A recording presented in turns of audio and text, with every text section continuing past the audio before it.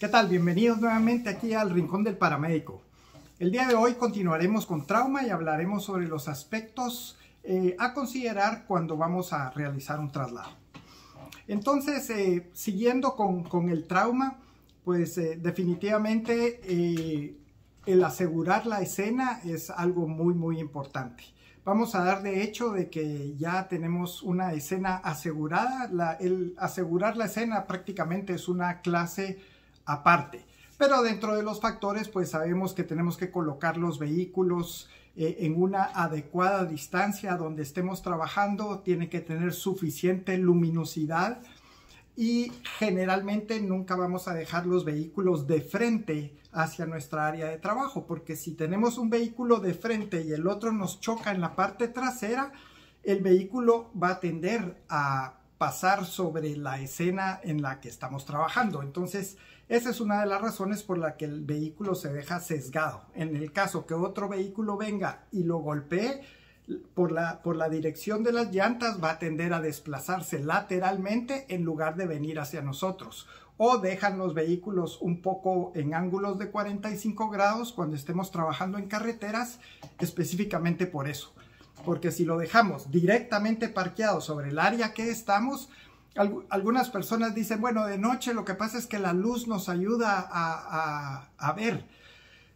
Esto es un factor cierto, pero corre mucho peligro de que algún carro que realmente no se percate pegue y los adelante. Entonces lo mejor es cargar pues las unidades. Algunas tienen reflectores que se pueden desviar para la escena que estamos trabajando, o las barras LED que ahora iluminan todo un perímetro. No es necesario que estén de frente, sino que al poner el modo de linterna, toda la barra LED de la ambulancia generalmente va, dependiendo lógicamente la potencia que tenga el LED, va a iluminar un área concéntrica o un área lateral. Es por esto también que ustedes han visto que las ambulancias también tienen luces blancas a los lados, porque también podemos ponernos paralelos a donde es el accidente y encender nuestras luces laterales para iluminar la escena que estamos laborando o trabajando.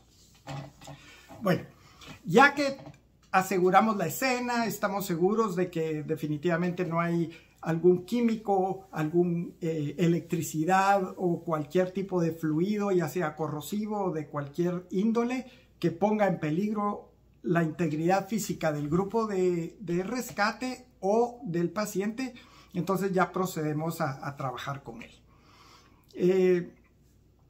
Lógicamente a este punto pues ya hicimos nuestra evaluación primaria, evaluación secundaria.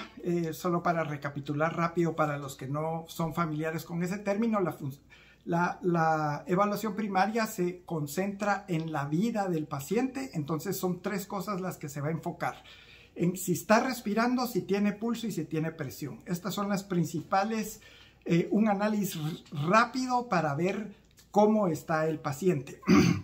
Y lógicamente si hay o no nivel de conciencia. Y a la evaluación secundaria es donde ya nos enfocamos en lesiones periféricas, en heridas pequeñas, en escoriaciones o en fracturas. Bueno, entonces, ¿dónde es más idóneo trabajar al paciente?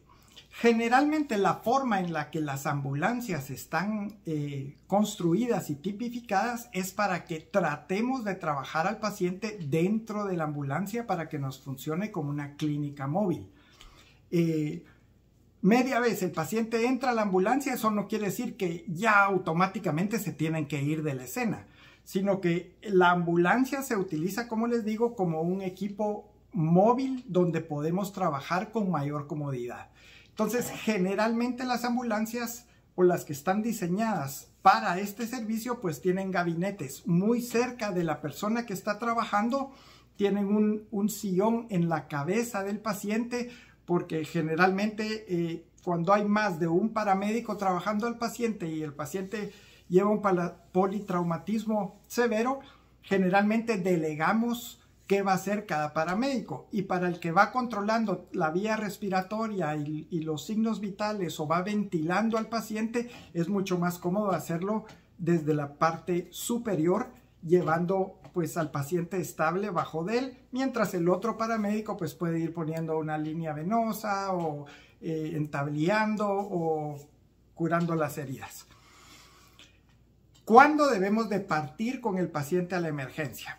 Bueno, definitivamente el nivel de hemodinamia que el paciente tenga es lo que nos va a dictar qué tan rápido o qué tan lento vamos a ir a una emergencia.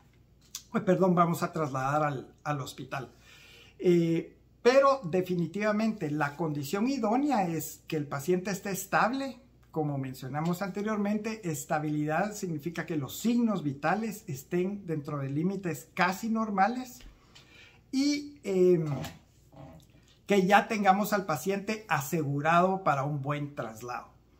Asegurado no quiere decir que lo tengamos todo el tiempo en la férula espinal larga con cinchas. Asegurado simplemente se refiere a que la camilla esté bien trabada, a que el paciente esté en una posición cómoda o en la posición que nosotros necesitamos que el paciente esté.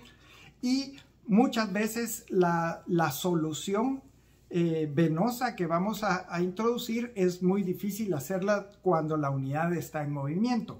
Por supuesto, influye mucho del tipo de transporte y hacia dónde vamos a trasladar al paciente, porque no es lo mismo trasladar a un paciente en una vía rápida, lo que se llama un freeway, donde la ambulancia prácticamente agarra y alcanza una velocidad constante y se mantiene, a que si vamos en una ciudad perimetral con mucho tráfico, donde tenemos que estar parando a cada rato. Entonces, ese parón y aceleración, lo que pues no solo es difícil para trabajar, sino que también es dañino para el paciente, porque definitivamente en el momento en que desaceleramos y aceleramos, tenemos movimiento tanto del líquido cefalorraquídeo dentro del cerebro, como también todas las vísceras abdominales que van a venir a comprometer o a empujar, por decir así, el músculo diafragma y hacer que el paciente exhale y tenga más dificultad para respirar. Entonces, de ahí es donde nace pues el conocer realmente el caso que llevamos de traslado hacia el paciente y que el piloto juegue un papel muy importante en el traslado del mismo. La otra situación que tenemos que tomar en cuenta definitivamente es qué es lo que vamos a hacer para ayudar a nuestro paciente. Entonces, como ya mencionamos, pues una de las prioridades va a ser el posicionamiento del paciente. Si el paciente viene con un neumotórax, por ejemplo, o viene con algún problema de la vía aérea superior, es más fácil para el paciente poder ayudarlo a respirar si el paciente viene en una posición semifuller. Semifuller quiere decir semisentado, porque de esa manera las vísceras caen y el músculo diafragma no tiene que estar luchando contra ellas si va el paciente totalmente acostado. Cuando llevamos al paciente totalmente acostado, las vísceras abdominales tienden a comprimir o a evitar más bien que el diafragma trabaje más libremente. Y en pacientes que son muy obesos, esto todavía es peor. Hay pacientes que debido a la obesidad no van a tolerar el decúbito. Decúbito es totalmente acostado, sino que van a tener que estar en una posición semifuller. También en pacientes que están choqueados, por ejemplo, en un politraumatismo severo donde se nos está cayendo la presión y cayendo la presión, podemos utilizar la posición que se llama Trendelenburg. El Trendelenburg es estar al paciente acostado, pero levantarle las piernas. O sea, llevar la parte de la camilla donde está la terminación de la camilla levantada. Entonces, volvemos a nuestros dibujitos. Tenemos al paciente acostado y esta parte de la camilla es la que se levanta. ¿Por qué haríamos esto? Pues definitivamente sabemos que el paciente ha perdido demasiado volumen y el volumen circulante efectivo que tenemos es menor. Entonces, en ese momento queremos conservar la mayor cantidad de sangre posible para irrigar, lógicamente, las coronarias y el cerebro. porque este tipo de células ya no es reversible si tienen una hipoxia severa. Entonces, esto es lo que estamos tratando de preservar al tratar de elevar las piernas para que ese flujo sanguíneo sea más fácil que regrese y por ende, pues la mayor cantidad de sangre se va a mantener dentro de lo que sería la parte axial del individuo o de nuestro paciente. ¿Cuántas vías se deben de colocar? Por ejemplo, ¿qué áreas de acceso vamos a tener para colocar en el paciente? Pues definitivamente eso nos lo va a indicar la presión arterial. Si nosotros estamos logrando recuperar una presión arterial, quiere decir que estamos recuperando la volemia y también tenemos que controlar el área de salida. Hay áreas, como les digo, que van a ser más fáciles que otras. Por ejemplo, en las áreas o extremidades, realmente tenemos muchas opciones para poder controlar un sangrado. Podemos hacer presión directa o en dado caso una presión distal o incluso utilización de un torniquete para evitar si tenemos un sangrado arterial. Ahora, como hablamos, las venas, que son simplemente vasos de capacitancia, no tienen pulsaciones, entonces va a ser mucho más fácil con menos presión poder contener una hemorragia. El problema es cuando tenemos lesiones donde no podemos hacer presión directa. Por ejemplo, el abdomen, que tengamos una bala que tocó, por ejemplo, la arteria renal en la parte posterior o que tocó parte de la aorta descendente o la aorta abdominal. Estos pacientes pues van a tender a tener un sangrado fuerte y hasta que se llega a cierta presión dentro de la cavidad abdominal muchas veces se pueden contener o por el mismo efecto de la trombosis que van a formar, entonces este hematoma va a tender a consolidarse y quedarse como un hematoma gigante, pero al nomás abrir y manipular esto va a volver a crecer. Por eso les digo que es muy importante mantener durante nuestro traslado una velocidad constante lo mejor que se pueda. Por ejemplo, en Estados Unidos existe un pequeño aparato que lo que hace es que cambia los semáforos a verde. Pero el objeto de esto, ¿qué es? ¿Llegar al semáforo, cambiarlo verde y pasarse rápido? No, la razón por la que esto fue desarrollado es porque al poner todos los semáforos en verde o al aproximarse y que ya esté en verde, la ambulancia puede mantener una velocidad continua. No tiene que acelerar y desacelerar, acelerar y desacelerar. Y eso es lo que se persigue en los traslados. Para la gente que vive aquí en Estados Unidos, que ha observado a veces incluso traslados dentro de vías rápidas como son los freeways, la ambulancia no va a todo lo que da, no va a toda la velocidad que da, sino que el piloto se concentra en una velocidad constante, en una velocidad estándar, para que evitar, como les digo, el movimiento brusco de las vísceras y los fluidos dentro del cuerpo y evitar de esta manera que vayamos a tener un resangrado, principalmente de vísceras que no podemos nosotros controlar, por ejemplo lesiones hepáticas, por ejemplo heridas de bala o de cuchillo penetrante hacia la cavidad abdominal donde tocaron por ejemplo la arteria mesentérica o lesionaron, como les decía, alguna arteria renal, o incluso un sangrado venoso de la vena cava inferior o de una ilíaca, pues puede en dado caso también provocarnos una hemorragia tan severa como una lesión arterial, por ejemplo. Entonces, todo esto es lo que debemos de tener cuidado y manejar de la mejor manera al paciente. Si tenemos un trauma de abdomen, por ejemplo, no es aconsejable canalizar los pies o las piernas, que a veces, yo me acuerdo había un show de televisión, creo yo, donde explotaban granadas y tenían evisceración y empezaban a hacer una disección venosa en miembros inferiores, por ejemplo. Porque el problema es que el líquido que vamos a meter, si la lesión está a nivel abdominal, puede ser que ese líquido que metamos va a estar o encharcado o ese líquido se va a perder dentro de la herida.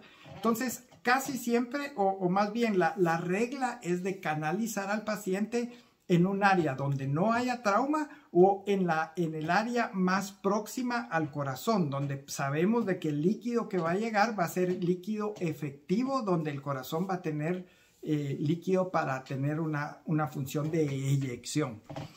El corazón responde muy bien a llenado o distensión de sus fibras cardíacas. Si el corazón empieza a perder sangre y ya no tiene la misma cantidad de volumen interno, hay una ley que se llama la ley de Frank Starling. Frank Starling lo que dijo es que el corazón, al estirarse sus fibras en cierto grado, producen una mejor contracción porque tienen de dónde jalar. Es como que ustedes agarren un remo y el remo lo agarran de la mitad bien agarrados, van a poder remar mucho más fuerte que si agarran al remo de la punta y solo con una mano y tratan de remar. Entonces, entre más fibras estén tocando, digamos, y puedan interlazarse de la mejor manera, a esta proteína que tiene el miocardio se le llama miosina, que reacciona a la actina y la miosina para contracción del músculo. Entonces, esta distensión o este fluido interno cardíaco va a mejorar nuestro volumen por empuje. También otro ejemplo sería una bolsa de agua. ¿Qué va a producir más agua, digamos, si nosotros apachamos una bolsa que tenga bastante agua o una bolsa que tenga penitas agua? Pues lógicamente, si apachamos una bolsa que tiene bastante agua va a tender a salir. Pero si apachamos una bolsita que tiene poquita agua, el agua tal vez sube un poquito y se regresa o ni sale de la bolsa. Ese es el mismo principio de tener bien hidratado al paciente, que el corazón va a empezar a fallar si tenemos una hipovolemia severa donde no tenemos esa distensión adecuada para que el cuerpo, las fibras miocárdicas puedan tener un bombeo adecuado. Entonces, esto es un factor muy importante y como les digo, en ese momento se puede utilizar la posición de Trendelenburg si es necesaria. En pacientes politraumatizados, en los centros de trauma nivel 1, pues también los cirujanos realizan lo que se llama la toracotomía anterolateral izquierda. Lo que persigue la toracotomía anterolateral izquierda es que se hace un corte en el quinto espacio intercostal hacia atrás y se coloca un espaciador donde se abre la cavidad torácica. Y en ese momento lo que uno realiza como cirujano es encontrar la aorta que viene ya, digamos, la aorta sale del corazón, hace el callado aórtico y se viene hacia la cavidad, hacia la aorta descendente, la cavidad torácica. Entonces nosotros pinzamos la aorta descendente para tratar de conservar la sangre y esté irrigando las dos carótidas y las vertebrales y que esté irrigando las coronarias y mantener de esa manera la función cardíaca. Y posteriormente a eso podemos ayudar al corazón a darle masaje manual porque lo tenemos prácticamente enfrente de nosotros. Y de esa manera nosotros podemos palpar si el corazón está totalmente flojo, totalmente aguado o si el corazón pues ya tiene sus fibras con contracción y esto es un signo de que el paciente lo estamos hidratando bien y podemos continuar con la solución, siendo más agresivos con las soluciones. La otra ventaja de este procedimiento es que podemos aplicar epinefrina directamente hacia el músculo cardíaco y de esa manera ayudarlo para que vaya a tener una contracción más fuerte o que nos inicie con la aplicación de adrenalina en el caso en que el paciente se encuentre ya en un paro cardíaco. Lógicamente no vamos a dar masaje si tenemos el tórax abierto porque tenemos el corazón exactamente ahí y eso es lo que persigue el masaje cardíaco. El masaje cardíaco cuando lo damos con nuestras manos rectas es empujar el esternón para comprimir las cavidades cardíacas contra la columna y eso hacer de efecto de bombeo. El corazón simplemente lo que necesitamos es contraerlo porque las válvulas que tiene por dentro son las que le dan dirección a la sangre. Esas válvulas son unidireccionales y entonces son las que hacen que al apachar nosotros el corazón, la sangre del ventrículo derecho vaya a los pulmones y la sangre del ventrículo izquierdo vaya hacia la aorta y hacia todo el cuerpo. Entonces, lógicamente, si tenemos el tórax abierto, pues no hay necesidad ya de hacer eso porque estamos con una visión directa. Lógicamente, este procedimiento pues es reservado para gente que tenga este entrenamiento, que esté certificada para hacerlo, y lógicamente es un procedimiento que puede en dado momento salvar la vida, pero es un procedimiento de lo que se llama de resucitación última, o sea, es prácticamente lo último que vamos a poder hacer por ese paciente para tratar de mantenerlo vivo y tratar de que nuevamente el paciente pues vuelva a tener una frecuencia cardíaca. Otro factor que tenemos dentro de la ambulancia, lógicamente, es un sistema que se llama de vacío. Lógicamente, yo sé que no todas las ambulancias tienen esto. Especialmente las ambulancias que han venido como vehículos utilitarios o panels o algo y que transformamos dentro de ambulancias. Pero de todos modos nosotros tenemos un flujo unidireccional, que esto, por ejemplo, en Guatemala se utilizan estas ambulancitas High Ace. La forma en que podemos aislar el aire de esta manera es poniendo el aire acondicionado de la parte delantera y abriendo un vidrio en la parte posterior de la ambulancia. Entonces eso va a dar un flujo unidireccional para que pues lo que tosa el paciente o las bacterias o incluso el aire contaminado pueda salir por la parte de atrás para tener un flujo laminar que va hacia la parte posterior. Por supuesto que no va a ser perfecto, pero esta es la idea que uno persigue al hacer este tipo de maniobra o el trasladar de esta manera. En países donde hay calores extremos o fríos extremos, también debemos de tener la temperatura adecuada de la unidad para que nuestro paciente, si sufre hipotermia, no la vaya a desarrollar en el traslado, o que el paciente estaba pues a una temperatura adecuada y luego lo sometemos a una temperatura sumamente baja. Entonces, generalmente tenemos que tener la temperatura adecuada dentro de una cabina que es alrededor de los 70 grados Fahrenheit, más o menos de 70 a 74, que eso en Celsius creo que es alrededor de 21 por ahí, 21, 22. Bueno, eso es irrelevante. La cosa es de que el paciente vaya cómodo. Si el paciente va a empezar a temblar de frío cuando está en hipovolemia. Cuando la volemia le ha bajado demasiado, el paciente, porque lógicamente, ¿cómo mantenemos nosotros la temperatura corporal? Es por medio de la sangre que está calentando y nosotros, nuestro metabolismo, o sea, la función de las células en nuestro cuerpo, son las que producen calor. Si nosotros empezamos a tener poca sangre circulando dentro de nuestro cuerpo, la temperatura empieza a decaer y también las células, su metabolismo baja. Entonces, por eso nosotros en un trauma muchas veces podemos decir qué tan severo es, porque encontrar la temperatura del paciente lógicamente va a estar baja y ustedes se han dado cuenta que un paciente que tiene un paro cardíaco lo encuentran totalmente frío, porque la sangre es la que nos hace circular con la temperatura que ha generado nuestro metabolismo. Entonces, este es otro factor que debemos de considerar en épocas de invierno. Cuando traslademos a un paciente, y principalmente un paciente que viene con múltiples traumas o que simplemente ha perdido mucha cantidad de sangre, pues además de colocarle soluciones, si las soluciones se las colocamos congeladas o frías, que las dejamos en la unidad ahí, durante el invierno y se ponen muy frías, vamos a producir una hipotermia en el paciente y muchas veces la solución muy fría puede llegar a causar trombos dentro de nuestra vía de canalización. porque lógicamente, ¿qué hace el frío en los vasos?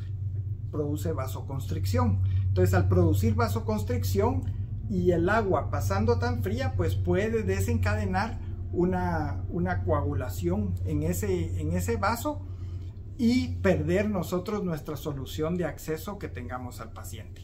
Entonces, lo más recomendable es que tengamos las soluciones a la temperatura del paciente. Y una de las formas que se puede hacer es, si tenemos una adecuada, pero las otras están demasiado frías, podemos ponérselas en las piernas al paciente o ponerlas, bueno, las ambulancias, como les digo, que son específicamente para eso, tienen lugares también específicos donde mantienen las soluciones a esta temperatura ideal. Pero son cosas que debemos de ponernos a pensar, especialmente en países, como les digo, latinoamericanos, donde a veces en los inviernos la gente no está acostumbrada a tolerar el frío y se vuelve demasiado frío. O en los rescates que nosotros realicemos en la selva o en algún volcán, donde el paciente ya de por sí, un paciente deshidratado también va a estar temblando de frío, porque como platicamos, el metabolismo ha disminuido porque no ha podido comer y lleva 3 días perdido y tampoco se ha hidratado adecuadamente, entonces está en un estado de estrés y de vasoconstricción. Entonces esos pacientes también debemos de llevarlos lo más cómodo posible y tener alguna cobija para mantener el calor en el paciente, que esto va a ayudar a que el paciente también sea trasladado de una manera mucho más cómoda. Es importante nunca dejar al paciente solo en la parte de traslado, porque, como les digo, los cuadros pueden variar increíblemente, y aunque uno sea un buen paramédico, sea un buen médico, a veces se nos pasan ciertas cositas. No somos infalibles, ninguno somos infalibles. Siempre hay cositas que a veces se nos pasan, se nos olvidan, y entonces la monitorización del paciente debe de ser recurrente. Debemos de estar evaluando al paciente cada cierto tiempo y verificar que durante ese tiempo no ha tenido cambios. No ha tenido cambios en presión, no ha tenido cambios en frecuencia, no ha tenido cambios en respiración. Aunque no veamos la herida directamente, como les digo, puede ser una herida retroperitoneal que no estamos viendo cuánto va sangrando, pero si empezamos a tener los signos vitales estables o los signos se nos empiezan a estabilizar, a levantar, sabemos de que estamos conteniendo, pues la hemorragia probablemente se autocontuvo y el cuerpo está pues en un adecuado camino hacia la recuperación. Pero si vemos que el paciente lo recogimos hablando, lo recogimos tranquilo y en 2 minutos el paciente ya va inconsciente y totalmente hipotenso, son cosas que debemos de tener mucho cuidado para tratar bueno, muchas veces se usa la palabra alcanzarlo, o sea, alcanzarlo es compensarlo, tratar de compensar a ese paciente y llevarlo hacia un estado, pues lógicamente más fisiológico o normal dentro del límite de los signos vitales. Está de más decir de que las ambulancias pues definitivamente también tienen que contar con un monitor cardíaco de ser posible. Yo sé que muchos países tienen ambulancias muy distintas y hay también diferentes tipos de ambulancias, porque hay ambulancias que son creadas para trasladar pacientes de intensivos, por ejemplo, donde hay más espacio para un ventilador o ya traen incorporado un ventilador mecánico, o incluso hay algunas ambulancias que tienen máquina de diálisis, por ejemplo. Entonces hay diferente tipo de ambulancia, pero en el trauma estamos prácticamente platicando de que muchas veces y en muchos países se utilizan vehículos que no vienen ya de fábrica con todas estas especificaciones. Entonces, si no las cuenta, por lo menos nosotros hacer noción y mandar a hacer o tener algunos botiquines que cumplan esta función donde podamos tener acceso a nuestros aparatos, por ejemplo, si es necesario la intubación orotraqueal o si es necesario poner una mascarilla nasal o si es necesario incluso colocar una cánula orofaringia o hacer una cricotomía, que tengamos todo el equipo pues cercano y no tengamos que estar revolviendo todo y hacer un revoltijo dentro de nuestro equipo y no sabemos dónde están las cosas. Por eso es importantísimo, antes de recibir un turno, que nosotros chequeemos exactamente qué equipo tenemos, cuánta cantidad de AngioCADs, cuánta cantidad de soluciones, porque de esa manera entonces no tenemos que estar bloqueando en ese momento o perturbados con que no sabemos si nos va a alcanzar, no sabemos si tenemos, canalizan al paciente y cuando piden la solución no hay solución, por ejemplo. Entonces son cosas muy específicas que debemos de tomar en cuenta. Y también el equipo que va dentro de una ambulancia, todos tienen que conocer dónde está el equipo.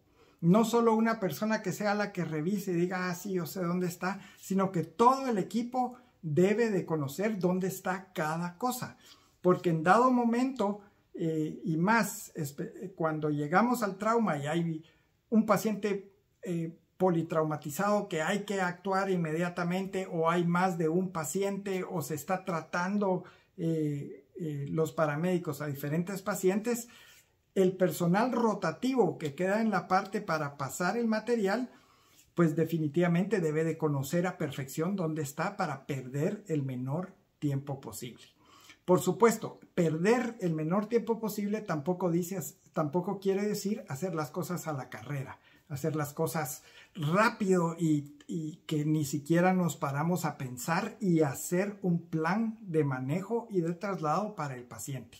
Entonces, la calma es muy importante y lo que nos va a dar la calma al tratar un servicio es nuestros conocimientos. Si tenemos suficientes conocimientos, debemos de calmarnos, saber que somos capaces de manejar al paciente de la mejor manera y hacerlo de esa manera adecuada. Si no, nosotros transmitimos esa misma inseguridad tanto a la gente que está alrededor, que puede ser gente de apoyo, policías, incluso curiosos en algunos lugares donde se aglomera la gente, y también trasladar esa misma inseguridad a nuestros mismos compañeros. Entonces, como dicen, solo se necesita un fósforo para encender toda la carterita. Entonces, lo que debemos de hacer es mantener siempre la calma y el control de nosotros mismos y de la situación que estamos trabajando y laborando. El sentido común muchas veces nos va a dictar qué es lo que hay que hacer o qué es lo que no hay que hacer en los pacientes. Y como les digo, eso viene abonado a nuestra educación y a nuestros conocimientos. Y entonces de esa manera no vamos a...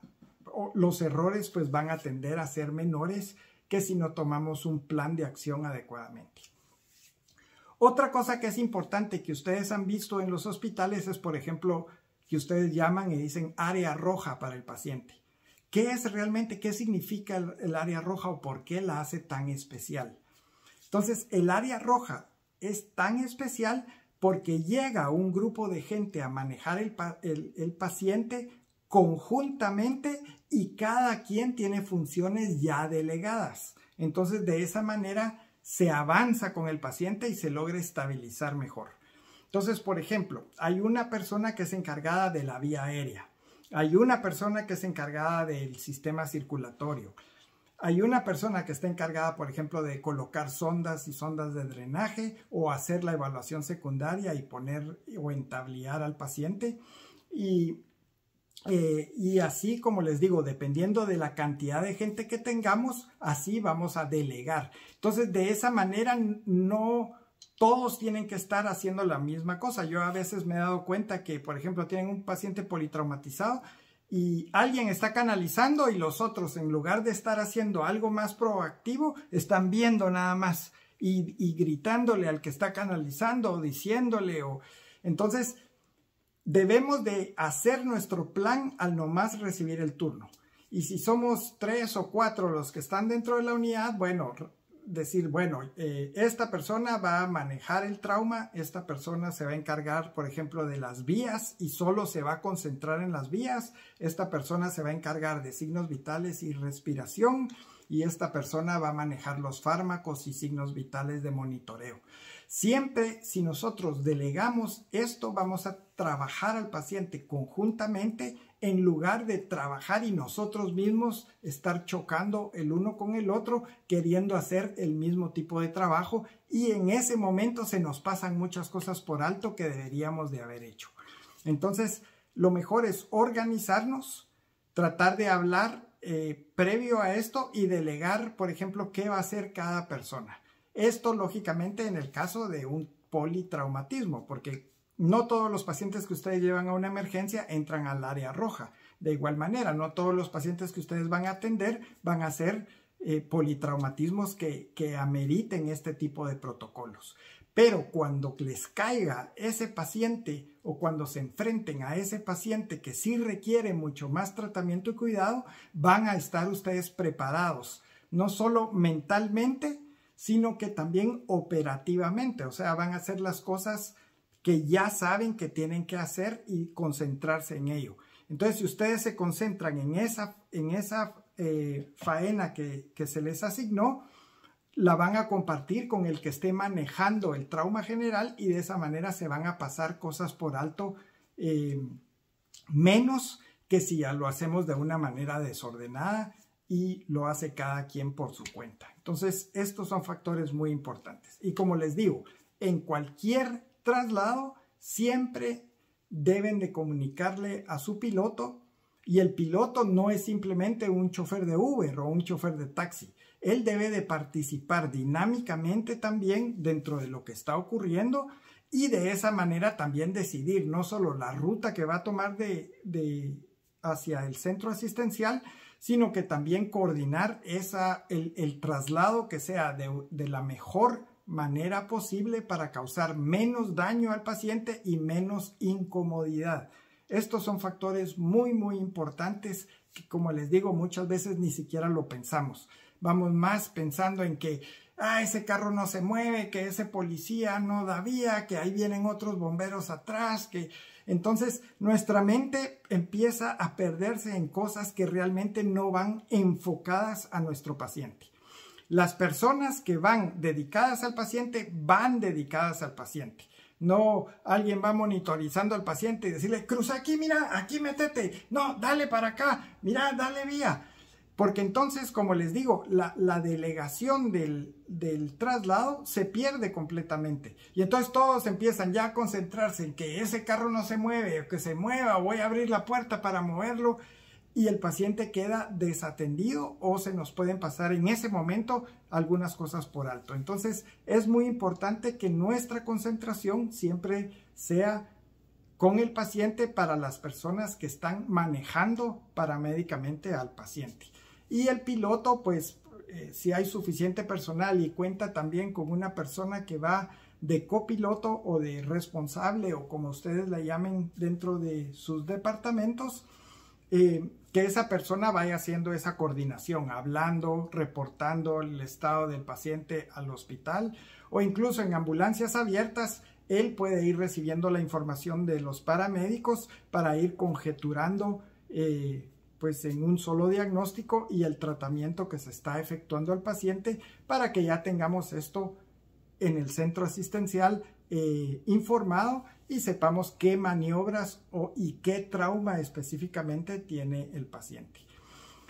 Por supuesto, otra de las cosas importantes para informar al centro de traslado es el tiempo estimado de arribo. En países también, nuevamente, cuando el tráfico es tan severo, el tiempo estimado de arribo, pues definitivamente es muy difícil de estimarlo. Pero siempre debemos de pensar más o menos en un cuadro o en un tiempo más o menos ideal, porque como les digo, muchas veces la vía aérea, por ejemplo, van a llamar al anestesiólogo que está en sala de operaciones, y el anestesiólogo va a llegar al área roja, o ustedes ya informaron que el paciente, por ejemplo, trae una herida penetrante de tórax, entonces ya los cirujanos pueden estar prestos, probablemente informar ya a sala de operaciones de que probablemente va a pasar un paciente a sala, o si pues trae múltiples traumatismos, avisar al departamento de ortopedia, y el departamento de traumatología y ortopedia pues también estar presentes. Entonces, Como les digo, la información debe de ser canalizada adecuadamente, brindando la mayor cantidad de información en el menor contenido de palabras posibles. Entonces debemos, por eso en medicina muchas veces se usan como hiper, hipo, en lugar de decir, tenemos un paciente con la presión bastante baja. Nosotros decimos, traemos al paciente hipotenso. Nos ahorramos con la nomenclatura y hablamos todos el mismo idioma. Entonces esa es la razón por la que muchas veces en medicina utilizamos todos estos acortamientos de nombres o iniciales para describir ciertos factores. Y el fin de esto es ahorrar tiempo y hablar un idioma que va a ser entendible para todos. Bueno, muchísimas gracias por esta clase. Nos vemos en la próxima clase y gracias por estar acá.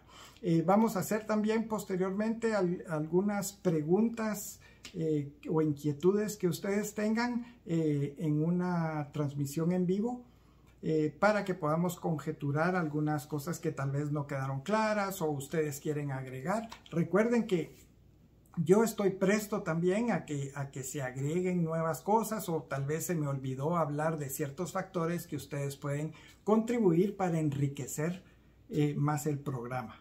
Este es un programa de todos. Todos los que ustedes me están viendo ahorita también pues son partícipes de esto y entre todos vamos a tratar de mejorar la salud y el servicio prehospitalario dentro de nuestros países o nuestros medio ambientes. Muchísimas gracias y nos vemos hasta la próxima.